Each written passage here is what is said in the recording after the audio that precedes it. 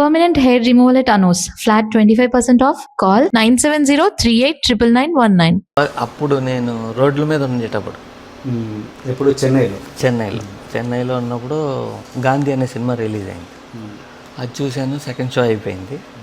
అలా నడుచుకుంటూ వచ్చా మౌంట్ రోడ్ నుంచి వచ్చి జమినీ ఫ్లైఓవర్ అని ఒకటి ఉంటుంది. అక్కడ ఒక గుర్రం బొమ్మ ఉంటుంది, దాని కింద పడుకుంది. తెల్లారుజా అవుతా ఉంది, ఇంకా చలి, ఓపెన్ ఎయిర్. ఇంకా అక్కడ పడుకోలేక చలికి ఆ న్యూస్ పేపర్ తీసుకుని అలా నడుచుకుంటూ పాండ్య బజార్ దాకా వచ్చి అక్కడ పడుకోవాలనుకుంటే అక్కడ ఒక సైకిల్ రిక్షా ఆగుంది.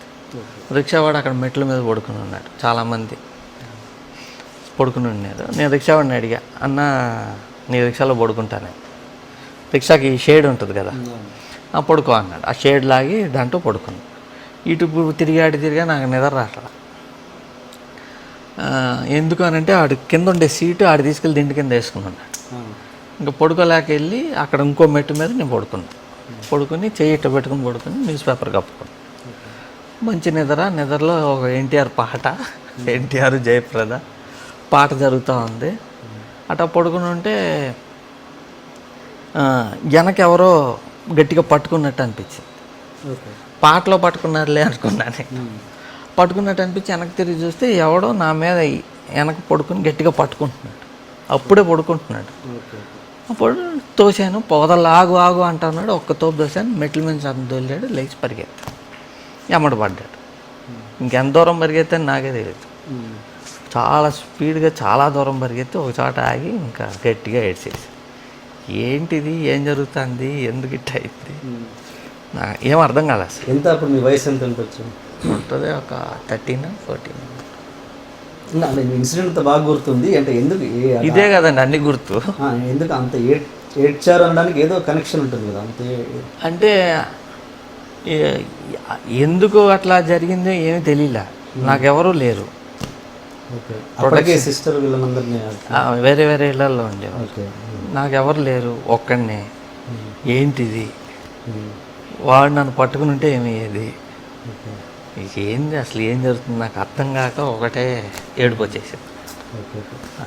సెకండ్ టైం ఏడ్చింది మా బాబు పోయినాం. మీరు అంటే ఇంత కటువుగా ఉంటారు కదా ఇండస్ట్రీ పరంగా, అంటే బయట జనాలకు ఎవరికి తెలియదు మీలో ఇంత ఏమంటారు ఇంత ఎమోషనల్ పర్సన్ ఉన్నాడని చాలామందికి తెలియదు. అంటే మీరు ఎంత ఎమోషనల్, మిమ్మల్ని మీరు ఓకే సినిమా పక్కన పెట్టేద్దాం, కొంచెం ఎమోషనల్ మీలో ఉన్న ఎమోషనల్ పర్సన్ని ఒకసారి మాకు చెప్పండి. అంటే ఎంత సెన్సిటివ్ మీరు, ఇదే కాదు నాలో ఇది కూడా ఉందని చెప్పడానికి. మీరు సెన్సిటివ్ అంటే నేను డబ్బులు లెక్క చేయను. ఏమన్నా ప్రాబ్లంలో ఉన్నారు అని అంటే చేస్తా, సిన్సియర్ అనిపిస్తే చేస్తా. ఓకే, అంటే ఎలా చెప్పను అసలు, నా గురించి నేను గ్రేట్ అని చెప్పుకోవచ్చు. గ్రేట్ అని చెప్పక్కర్లేదు, మీలో ఉన్న సెన్సిటివ్ పర్సన్ చెప్పండి. అందరు చాలామంది తేజ అంటే కఠినం అంతే, ఇది తప్పించి ఎవరికి లోతుల్లోకి ఎవరికి తెలియదు. అంటే కఠినంగా ఉంటేనే కరెక్ట్ అండి, లేదంటే నేను జీవితంలో తిన్న ఎదురు దెబ్బల వల్ల మీరు అలా అట్లా కాదు. ఇప్పుడు యాజ్ ఇట్ ఈస్గా హార్డ్ అయిపోయింది నేను డైరెక్టర్ అయినాక. ఓకే, అయిపోయినాక డైరెక్టర్ అయినాక జయం వాటి తర్వాత బాగా హార్డ్ అయిపోయాయి, హార్డ్గా ఇస్తున్నా బయటికి. ఓకే, ఎందుకు అని అంటే చాలామంది యాక్టర్లు అయిపోదాం అనుకుంటారు, వచ్చి మామూలుగా ఉండదు, డే నైట్ టార్చర్ నాకు. సో ఈడు కొడతాడు, బాగా పబ్లిసిటీ చేయించా, కొడతాడు, తిడతాడు, వీడు చాలా హెడ్ వెయిట్, ఓకే, మంచోడు కాదు, నాకు అది వద్దు అసలు. ఇప్పటిదాకా కలిసిన వాళ్ళు చాలు, నాకు కొత్త వాళ్ళని కలవాలని లేదు నాకు లైఫ్లో. కలిసిన వాళ్ళు చాలు. కొత్త వాళ్ళు వచ్చి నాకు రాత్రి పగల నిద్ర లేనియకుండా మా గోడలు దూకి వచ్చేసి, మాకైతే నువ్వు సుధాకర్ రెడ్డి కొడుకు నితిన్కి అయితే ఇస్తావు, నాకు నచ్చినోడికి ఇస్తున్నా కదా. అంటే కొత్త వాళ్ళకి బ్యాక్గ్రౌండ్ లేని వాళ్ళకి ఎవరా ఆ ఊరిని అబద్ధాలా, ఇవన్నీ ఎందుకు, నేను ఎందుకు ఆన్సర్ ఇవ్వాలి? బ్యాక్గ్రౌండ్ లేని వాళ్ళకి ఇస్తారు, సపోర్ట్ చేస్తావు అనుకుంటే నువ్వేమో మళ్ళీ ఫిలిం ఫ్యామిలీస్ వాళ్ళకే ఇస్తున్నావు. నాకు నచ్చినోడికి ఇస్తా, నాకు కుదిరినోడికి ఇస్తా, నా ఇష్టం అది. సో నన్ను ఎక్కువ క్వశ్చనింగ్ చేయటం మొదలెట్టేటప్పటికి నాకు చిరాకు వచ్చి, సో మీకు మీరుగా మారారు, అట్లా చేసేస్తుంది వరల్డ్. ఉదయ్ కిరణ్ అంటే మీరు, ఆయన కూడా ఆయనేంటి మీరు పెట్టిన మొక్క ఆయన. సో ఆయన చనిపోయినప్పుడు వెళ్ళారా మీరు? వెళ్ళాను. అంటే అలాంటి నటుల గురించి, అంటే అలాంటి సెన్సిటివ్గా ఉన్న నటుల గురించి అలా చిన్న మీ సందేశం ఏంటి? అంటే అట్లా సూసైడ్ చేసుకోవటం సెన్సిటివ్ కాదండి నా లెక్కలో. ఓకే. వాళ్ళు నిజంగా సెన్సిటివ్ అయితే బాగా ఆలోచించాలి కదా. Sensible or sensitive people will think. ఆలోచన లేని వాళ్ళు, మూర్ఖంగా ఉండేవాళ్ళే అలా చేస్తారు. ఓకే. అది ఇడియాటిక్ అసలు. సూసైడ్ చేశాడు, చేసుకున్నాడు, ఏం సాధించాడు? ఏమైనా సాధించాడా? ఏమీ లేదు. చూసిన వాళ్ళు, అక్కడికి వచ్చిన వాళ్ళందరూ కొంతమందిని తిట్టారు, కొంతమందిని పొగిడారు తప్ప వాట్ డిడ్ యు అచీవ్? ఒకటే, సూసైడ్ చేసుకోవడం వల్ల ఏమీ సాధించలేదు, ఎవరు సాధించలేదు. అంటే ఇలా ఎందుకు జరుగుతాయి అంటే ఒక పీక్ చూశాక డౌన్ఫాల్ అవ్వడమేగా, ఇంకా ఎంతకుమించి వేరే రీజన్ ఏమి ఉండదుగా? దానివల్ల కాదండి, అంతను డౌన్ఫాల్ అలవాటైపోయి ఉండాలి కదా. అది కాదు, ఇంకేదో జరిగింది. చాలామంది చిరంజీవి గారి వల్ల అయింది అది ఇది బ్లేమింగ్ చేశారు, కానీ I don't think that is the reason. అది ఎప్పుడో జరిగింది, ఇప్పుడు దానికి ఇలా కనెక్ట్ చేస్తారు, వీళ్ళు కనెక్ట్ చేసుకున్నారు పబ్లిక్. కానీ నేను ఉదయ్ నాకు తెలిసినోడుగా నాకు తెలిసింది ఏంటంటే, ఐ డోంట్ థింక్ ఆయన్ని బ్లేమ్ చేయడం కరెక్ట్ కదా. కరెక్ట్. నాకు ఈ డౌట్ ఎప్పటి నుంచో తెలుసుకోవాలని మీ నుంచి. చిత్రం సినిమా అప్పుడు మీరు వాళ్ళిద్దరి మధ్యలో ఇంటిమసీ పెరగడానికి ఉదయ్ కిరణ్ని, రీమా సేన్ని మరీ దగ్గరుండి రూమ్లోకి పంపించేసి తలుపు పెట్టారు.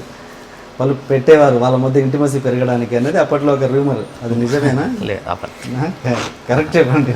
లేదు, నేను అబద్ధం చెప్తా. అవునంటే అవునంటా కదా. ఇప్పుడు ఉదయ్ కిరణ్ కూడా లేడు కాదంట, చేయలే అట్లాంటిదే. నేను అంత చీప్ కాదు, నేనేం చేసినా రాయల్గా చేస్తా. ఓకే. ఓకే. ఇది ఇంకొకటి, చిత్రం సినిమా తర్వాత మీకు ఉషా కిరణ్ మూవీస్లో మీ రమణ గారు, మీ ఫ్రెండ్ రమణ గారిని ఈ సినిమా ఇప్పించారు మీరు, శుభవేళ అనే సినిమా. దానికి ఆ సినిమా చేసిన తర్వాత మీరు కెమెరామెన్గా చేశారు, దానికి కెమెరామెన్ చేశారు. ఆ సినిమా అయిపోయిన తర్వాత దాంట్లో ఏదో ఎక్స్పోజింగ్ సాంగ్ ఉందని చెప్పేసి రామోజీరావు గారు వద్దని కట్ చేయించిన తర్వాత మీరు వెళ్ళి మళ్ళీ ఆ సాంగ్ని యాడ్ చేయమని చెప్పేసి మీరు యాడ్ చేయించారని, అప్పుడు ఆయన అది దృష్టిలో పెట్టుకొని మిమ్మల్ని కోపగించారని ఇది జరిగిందని అప్పట్లో న్యూస్ కూడా వచ్చినట్టు, పేపర్లో కూడా వచ్చినట్టు గుర్తున్నారు. అది జరగలేదంటారా? ఆ టైంలో ఛాన్స్ లేదా? నేను చాలాసార్లు కలిసే కదా తర్వాత కూడా. మరి అంత గొప్ప సక్సెస్ ఇచ్చాక, అంత చిన్న బడ్జెట్లో అంత గొప్ప సక్సెస్ ఇచ్చడం అనేది మామూలు విషయం కాదు. ఇచ్చాక కూడా మళ్ళీ ఉషా కిరణ్లో మీకు సినిమా ఎందుకు లేదు? నేనే కాదండి, దాంతో నువ్వే కావాలి తీసిన విజయభాస్కర్ గారు జైలు. వాళ్ళది ఓకే, వాళ్ళది వేరు, మీది వేరు. మీదంటే మరీ చిన్న ఆనందం అని తీశాడు సినిమా. ఇట్లా అవన్నీ పెద్ద సినిమాలు అయిపోయాయి, మీతో కంపేర్ చేసుకుంటే పెద్ద సినిమాలు అవి. లేదండి, చిన్నయ్యే. తర్వాత చాలా తీశారు. మరి 18 లక్షల మీరు పెట్టింది? 40 లక్షలు. 40 లక్షలు అన్నది చిన్న బడ్జెట్ అప్పుడు. అంతే తప్పించి మీ మధ్యలో ఏం జరగలేదు. సాంగ్ కట్ చేయడం అన్నది అసలు రూమర్ లేదు. సెన్సార్ ప్రాబ్లం అయితే వచ్చింది, కానీ దానికి నాకు సంబంధం లేదు అసలు. ఏదో ఎక్స్పోజింగ్ సాంగ్ విషయంలో? ఎక్స్పోజింగ్ కాదు, ఏదో అయింది, నాకు అసలు కనెక్షన్ లేదు అసలు. ఓకే. ఓకే. అది నువ్వు డైరెక్టర్ ఒక అతను, ప్రొడ్యూసర్ వాళ్ళు, నేను ఎవరిని బయట ఉండి వెళ్ళి చేయడానికి. మీకేంటి రమణ మీద అంత పాజిటివ్ ఇది అంటే అతను సినిమా ఇప్పించారు? అతనని కాదండి, ఎవరికైనా నా వీలున్నంత వరకు హెల్ప్ చేస్తుంటా. అలా ఎంతమందికి ఇప్పించారు డైరెక్షన్? చాలామంది. ఎందుకు చెప్పండి, పర్లేదు. ఇప్పించినప్పుడు తెలుసుకుంటామ్మా, మేము కూడా వాళ్ళకి గుర్తుంటే వాళ్ళకి. And for more videos, please subscribe to iDream. Please subscribe to iDream. Please subscribe iDream. And please subscribe to iDream. For more videos, subscribe to iDream. please like, share and subscribe to the channel. Congratulations, iDream. Subscribe to iDream. Subscribe to iDream. So subscribe to iDream Media. iDream ki iDream team andarki huge congratulations. Please subscribe iDream Media. Please subscribe to iDream. Subscribe iDream. Please subscribe to iDream. iDream అంటే నా కళల ఛానల్ను subscribe చేసుకున్న నోరు తిరుగుతలేదు, మీరైతే గంట గుర్తు కొట్టండి. For more such videos, please subscribe to iDream.